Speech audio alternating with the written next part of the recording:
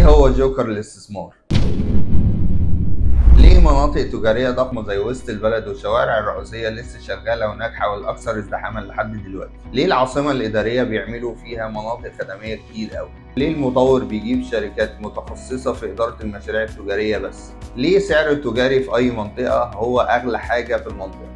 لأن ببساطة ده أعلى عائد على الاستثمار في السوق المصري، لأن السوق المصري سوق استثماري أكتر منه سوق إند يوزر، ولأن الاستثمار في التجاري سواء محل أو مكتب أو عيادة أو وحدة فندقية ينفع يبقى شورت تيرم انفستمنت ولونج تيرم انفستمنت، وده عشان يبقى استثمار ناجح يحتاج عدة عوامل زي الموقع، قوة المطور، الأسعار، نظام السداد، شركة الإدارة، الصيانة، استشاري المشروع عامل إزاي. لو أخدنا مثلا زايد وأكتوبر هنلاقي عوامل كتير زي اللي قلناها موجودة في المناطق دي. تابعونا عشان نعرف مع بعض أمثلة أحسن التجارب الاستثمارية الناجحة في المدن القديمة واللي ماشية على خطاها في المدن الجديدة. معاكم علاء الشيخ من أسد تاب.